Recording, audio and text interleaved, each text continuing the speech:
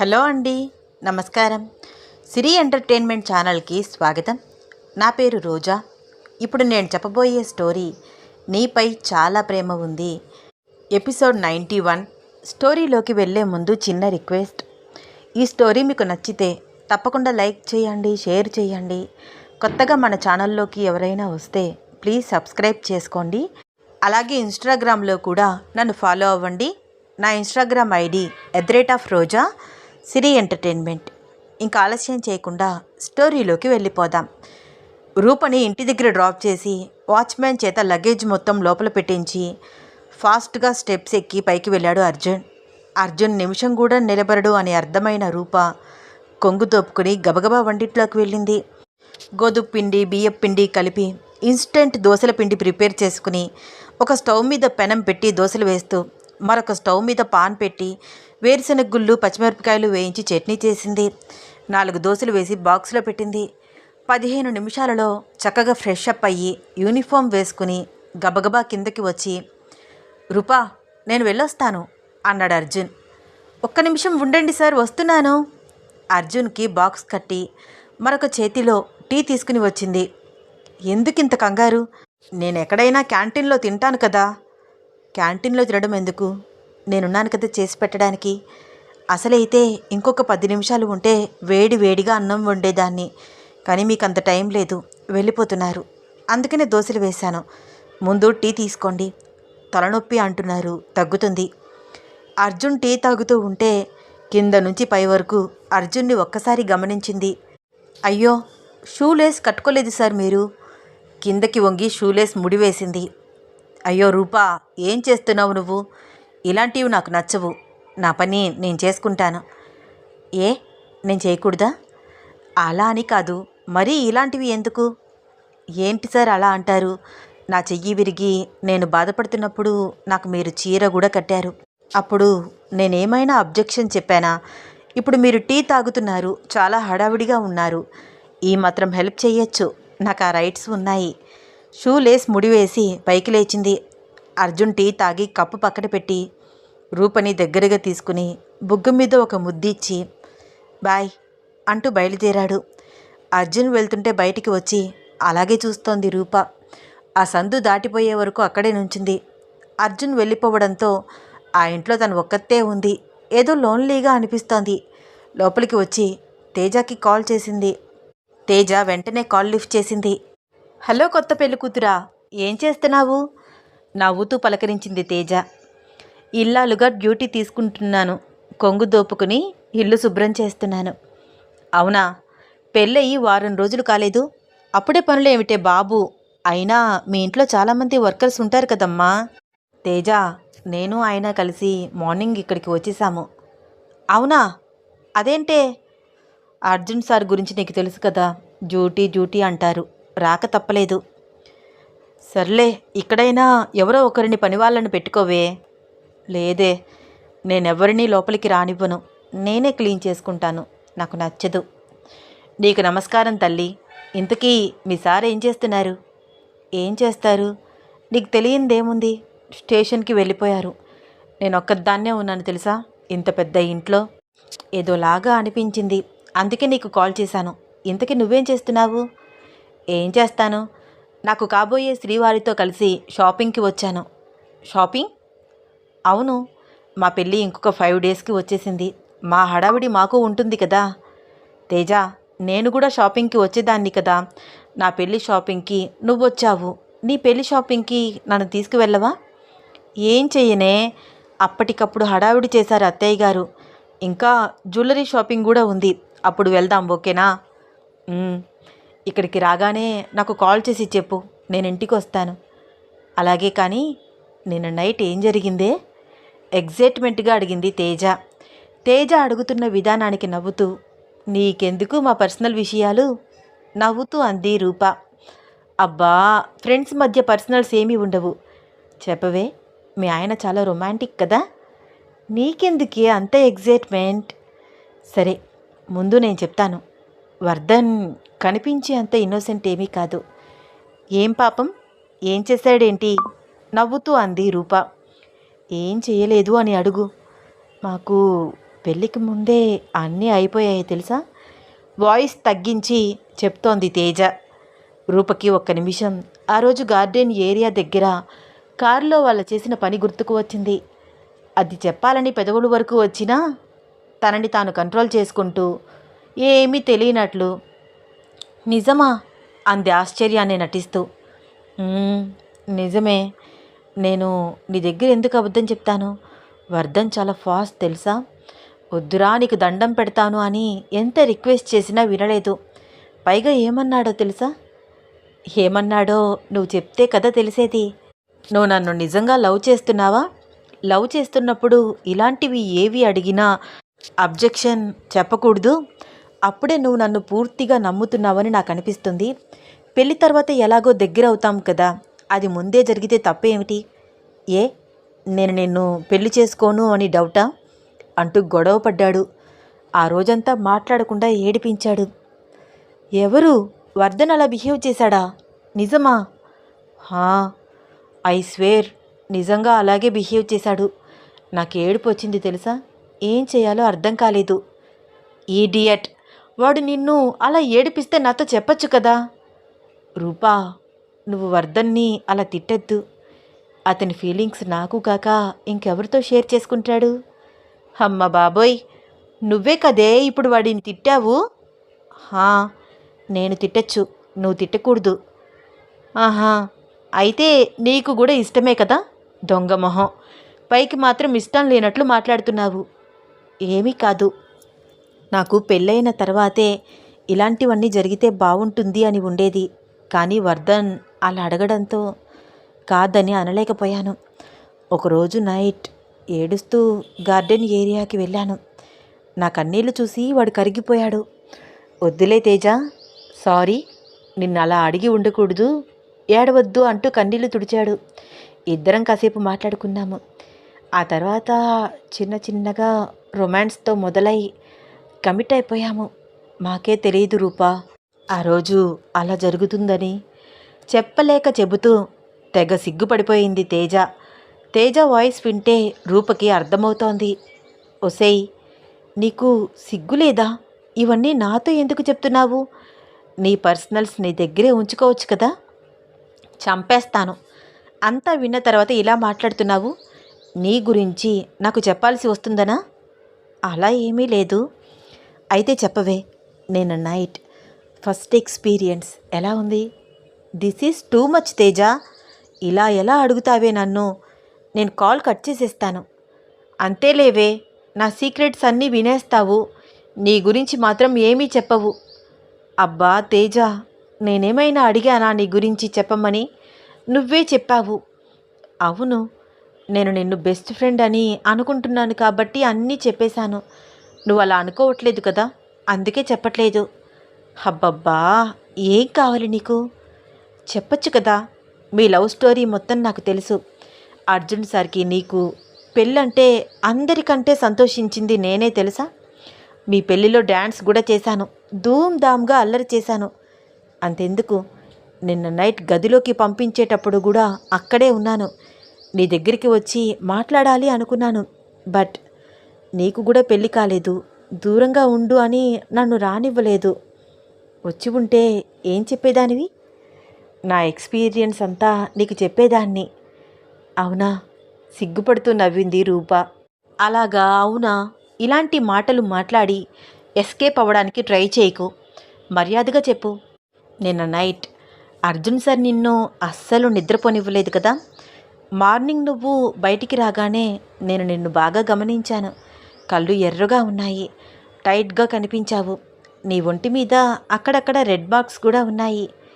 అవేవి ఎవరు గమనించకూడదని మీ అత్తగారు తెలివిగా నీకు పవిటి కొంగు నిండుగా కప్పారు. ఓసిని, అన్నీ చూస్తూనే ఉన్నావు కదా, ఇంకా నీకేం తెలియాలి? అయినా నువ్వేమైనా సిబిసిఐడి ఆఫీసర్వా? అంతలాగా అబ్జర్వ్ చేస్తున్నావు నన్ను? చిరుకోపంగా అంది రూప. నేనే కాదు, ఎవరైనా అలాగే అబ్జర్వ్ చేస్తారు. ఫస్ట్ నైట్ రూమ్ నుంచి బయటికి వచ్చిన కొత్త జంటని గుచ్చి గుచ్చి చూస్తారు తెలుసా. ఏమోనే బాబు, నీకు తెలిసినవేవి నాకు తెలియదు. అయినా నీకు చాలా ఎక్స్పీరియన్స్ ఉన్నట్లు ఏదో పెద్దదానిలాగా మాట్లాడేస్తున్నావు. కొంచెం ఇన్నోసెంట్గా ఉండవే. నేను ఇన్నోసెంట్గానే ఉన్నాను. బట్ వర్ధన్ గాడు నన్ను ఇలా తయారు చేశాడు. పెళ్ళికి ముందే నాకు అన్నీ తెలిసిపోయాయి. అబ్బా, ఇప్పుడు మీరు షాపింగ్ మాల్ దగ్గర ఉన్నారు కదా, ఇంత క్లోజ్గా ఇంత ఓపెన్గా ఎలా మాట్లాడుతున్నావే? ఎవరైనా వింటే? ఎవరూ లేరు. షాపింగ్ కంప్లీట్ అయింది. పార్కింగ్ ఏరియాలో ఉన్నాను. వర్ధన్ కార్ తీసుకురావడానికి వెళ్ళి ఇంకా రాలేదు. వెయిట్ చేస్తున్నాను. ఇంతకీ నీ గురించి మాత్రం చెప్పలేదు. చెప్తావా చెప్పవా? లాస్ట్ అండ్ ఫైనల్గా అడుగుతున్నాను. ఏం చెప్పాలరా నీకు? మా ఆయన కూడా నన్ను నైట్ అంతా నిద్రపోనివ్వలేదు. మేము నిద్రపోయేసరికి ఎర్లీ మార్నింగ్ 3 అయింది తెలుసా. వద్దురా అంటే వినడు. అదేంటి రూపా, ఒక్కరోజుకే నువ్వు ఇలా అయిపోతే ఎలాగా? నేను ఇంకా ఫుల్ రొమాన్స్ చూపించలేదు నీకు అన్నాడు తెలుసా. చెప్పలేక చెప్పింది రూప. ఏం మాట్లాడుతున్నావే? మార్నింగ్ 3 వరకునా?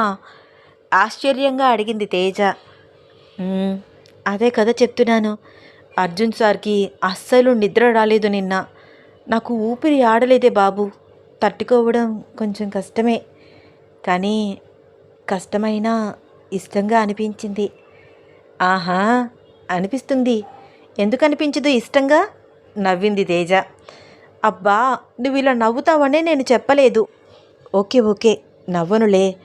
గదిలోకి వెళ్ళినప్పటి నుంచి 1 by 1 ఎక్స్ప్లెయిన్ చేయవే, వింటాను. షటప్, ఇప్పటికే ఎక్కువైంది. అమ్మాయిలాగా ఉండవే రాక్షసి. ఇంతకు మించి నన్నేమీ అడగద్దు. నీకు నేను ఏమీ చెప్పను. మా మధ్య కొంచెం ప్రైవసీ ఉంచు. ఇలా బెడ్రూమ్ విషయాలు అడగడం తప్పు తెలుసా? నేను చెప్తుంటే మాత్రం వింటావా నువ్వు? అయినా ఫ్రెండ్స్ మధ్య అలాంటివేమీ ఉండవు. ఏదైనా ఓపెన్గా మాట్లాడుకోవచ్చు. నేను చెప్పలేదేమిటి నా గురించి? ఓకే, నువ్వు నీ పర్సనల్ విషయాలు నాకు చెప్పకు. అలాగే నా పర్సనల్ విషయాలు అడగకు, ఓకేనా?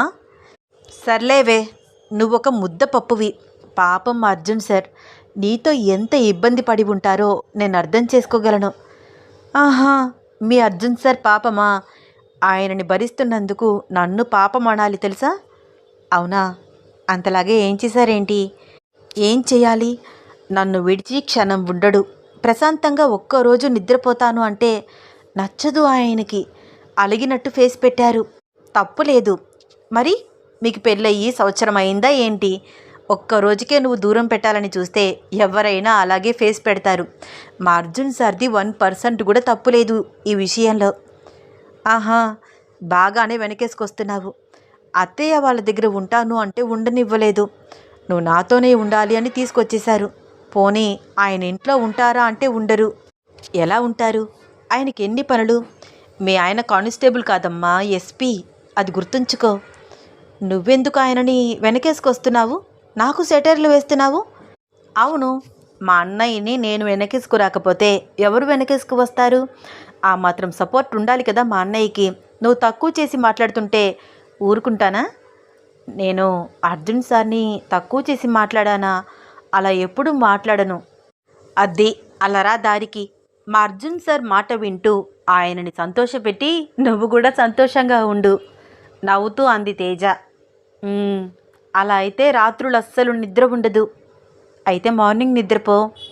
బాగుంది నీ సలహా. నేను మార్నింగ్ నిద్రపోతే మరి మా ఆయన ఏం చేయాలి? నైట్ అంతా నిద్రపోకుండా నాతో రొమాన్స్. మార్నింగ్ స్టేషన్లో కేసులంటూ పరుగులు పెడతారు. ఆయన హెల్త్ డిస్టర్బ్ అవుతుంది కదా తేజ. అందుకనే నాకు టైట్గా ఉంది అని చెప్పి నేను నిద్రపోతే ఆయన రెస్ట్ తీసుకుంటారని నా ఆలోచన. హబ్బా, ఎంత ప్రేమ నీకు హస్బెండ్ అంటే. ఈ మాటలు అర్జున్ సార్ విన్నారంటే ఫ్లాట్ అయిపోతారు తెలుసా. ఆల్రెడీ ఫ్లాట్ అయిపోయిన తర్వాతే పెళ్లి చేసుకున్నారు, నవ్వింది రూప. సో నీకు కూడా ఇష్టమే అర్జున్ సార్ అంత రొమాంటిక్గా ఉండడం. నిజం చెప్పు. ఇష్టం లేకపోతే అసలు ఆయనకి కోఆపరేట్ చెయ్యను కదే. అంతే కదా. మేబీ నాకు కూడా వర్ధన్తో అలా ఉండడం ఇష్టమే అనుకుంటా.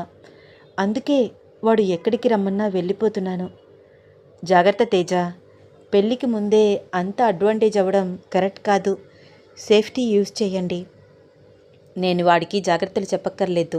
మనవాడు ముందుగానే ప్రిపేర్గా ఉన్నాడు. చిచ్చి, మీకు అస్సలు సిగ్గులేదే. ఇంకా ఆపుతావా? ఈ విషయాలని నాకు చెప్పకు. ఈ డిస్కషన్కి పులి స్టాప్ పెట్టు.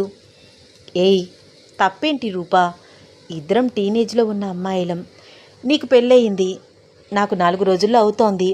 పైగా మనలాంటి బెస్ట్ ఫ్రెండ్స్ ఇలాంటి మాటలు, వాళ్ళ పర్సనల్ విషయాలు మాట్లాడుకోవడం కామనే కదా. ఏమోనే బాబు, నీతో మాట్లాడుతూ పని చేద్దామని కాల్ చేశాను.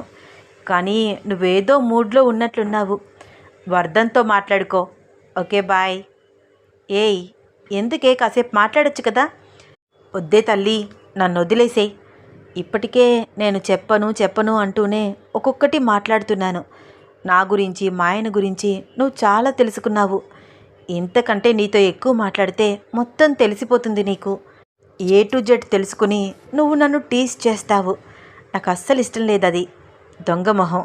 చెప్పచ్చు కదా. నేనైనా ఎందుకు టీస్ చేస్తాను? నా గురించి నీతో చెప్పాను కదా. నువ్వు కూడా నాతో చెప్తే మా ఫస్ట్ నైట్ రోజు వర్ధన్తో ఎలా బిహేవ్ చేయాలో నాకు కొంచెం క్లారిటీ ఉంటుంది కదా. నీకు ఎక్స్పీరియన్స్ అవసరం లేదేమో.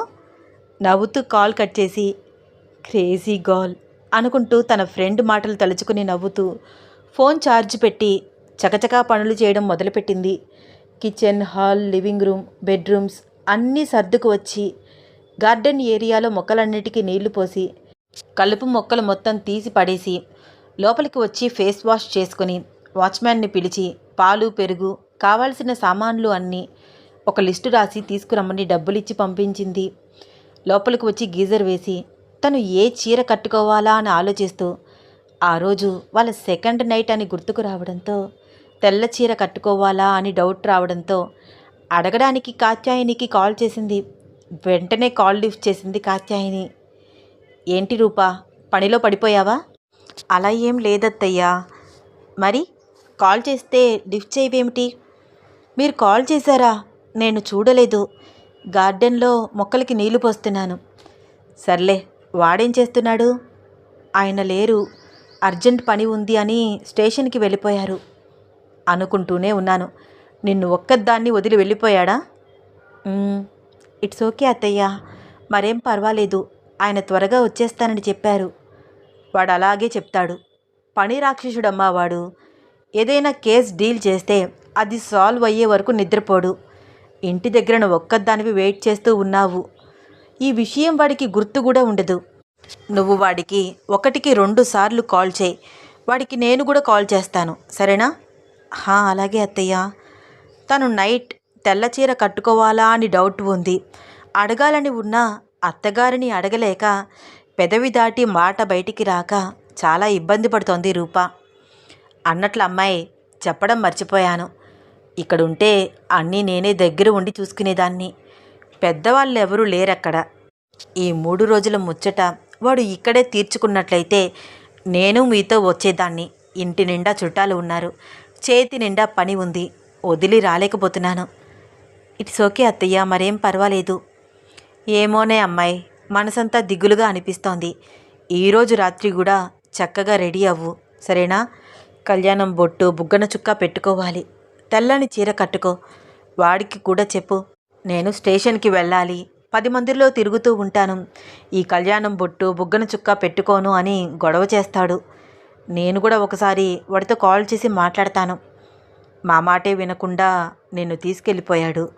నీ మాట వింటాడా ఏంటి? వాడితో ఎలా వేగుతావో అమ్మాయి. జాగ్రత్త ఇద్దరు. 4 రోజుల్లో వచ్చిన చుట్టాలందరూ ఎవరి ఇళ్ళకి వాళ్ళు వెళ్ళిపోతారు. అప్పుడు అక్కడికి వస్తాను నేను, సరేనా? అని గడగడా మాట్లాడుతూ తను చెప్పవలసినవన్నీ చెప్పేస్తోంది కాత్యాయని. అలాగే అత్తయ్య, ఓకే అత్తయ్య అంటూ కాత్యాయని ప్రతి మాటకి ఊకొడుతోంది రూప. వాడు వెళ్ళిన ప్రతి సిటీలోనూ ఏదో ఒక క్రిమినల్ కేసు డీల్ చేయడం, రకరకాల చోటులకి ట్రాన్స్ఫర్స్ అవ్వడం, ఒకే చోట స్థిరంగా లేడు. అందుకనే ఆ ఇంటి చుట్టుపక్కల కూడా పెద్దగా పరిచయాలు లేవు నాకు. ఎవరైనా తెలిస్తే పోనీ నిన్ను రెడీ చెయ్యమని ఫోన్ చేసి చెప్పేదాన్ని. అయ్యో, మరేం పర్వాలేదు అత్తయ్య, మీరు అంతలాగా ఆలోచించకండి. నేను రెడీ అయిపోతాను. నిన్న మీరు నన్ను ఎలా రెడీ చేశారో నాకు గుర్తుంది.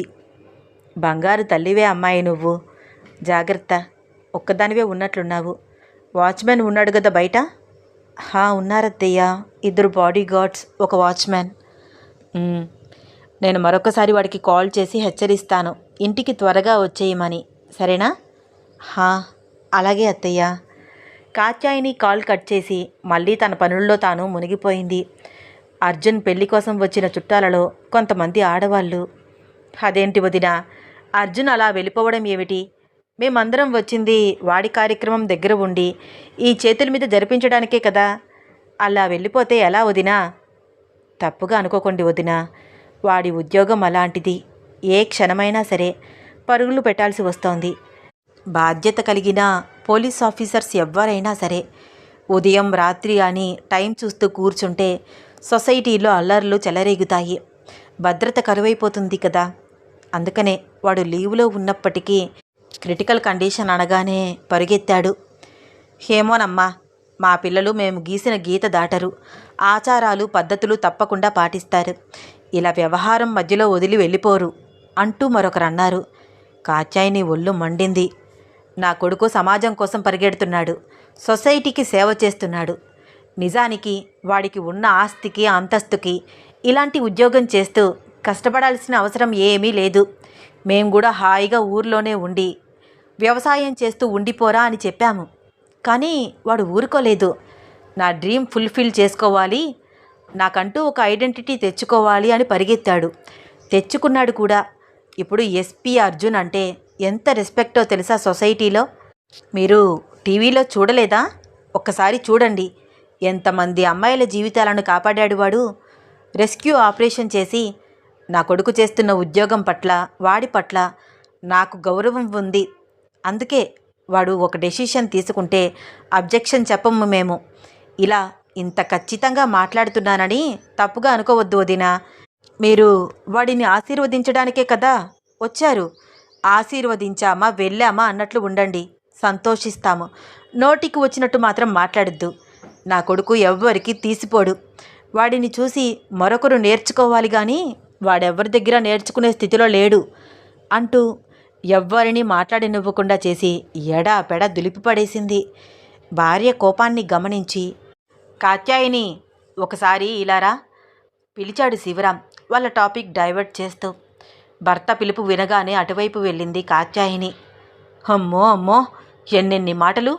ఇదివరకు కాత్యాయినికి ఇంత నోరు ఉందా? ఇప్పుడు పెద్ద చిన్న అనేదే లేకుండా ఎలా మాట్లాడుతుందో. కొడుకు పెద్ద పోలీస్ ఆఫీసర్ కదా, గర్వం అని ఏదో తిట్టుకుంటూ అక్కడ ఉన్న కొంతమంది ఆడవాళ్ళు వాళ్ళ ఇండ్లకు బయలుదేరారు. నీకసలు బుద్ధుందా కాత్యాయిని? ఇంటికి వచ్చిన వాళ్ళతో గొడవ ఏమిటి? హెచ్చరించాడు శివరాం. ఊరుకోండి, మన పిల్లల్ని మనమే వెనకేసుకు రాకపోతే ఎలాగా? ఎవరెవరో ఏదేదో అంటుంటే నేను వినలేను. వాడేమైనా పని పాట లేకుండా తిరుగుతున్నాడా, లేకపోతే నిర్లక్ష్యంగా వ్యవహరిస్తున్నాడా? ఎంతో అర్జెంట్ పని అయితే తప్ప వాడలా వెళ్ళిపోడు. అవునా కాదా? అవును అని శివరాం ఏదో మాట్లాడబోతుంటే ఆపేసి, అవును కదా, వాడు అర్జెంట్ పని ఉండే వెళ్ళాడు కదా, అంతేకాని మనమంటే గౌరవం లేక కాదు కదా, పద్ధతుల మీద నమ్మకం లేక కాదు కదా. అది వాళ్ళకు అర్థం కావట్లేదు.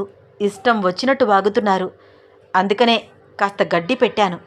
ఈ దెబ్బకి ఇంకొక్కసారి నా కొడుకుని ఏమైనా అనాలి అంటే ఆలోచిస్తారు. అబ్బబ్బా, సర్లే, వాడు నీకు తగ్గ కొడుకే. నీ కోపమే వాడికి వచ్చింది. నీ కోపం కనిపించదు, వాడి కోపం కనిపిస్తుంది, అంతే తేడా. తల్లి బుద్ధులు కొడుకుకు వస్తే మంచిదేలేండి మురిసిపోతూ అంది కాత్యాయిని. సర్లే, ఇంతకీ నీ కోడలి పిల్ల ఏమంటుంది? పొడి పొడిగా మాట్లాడింది.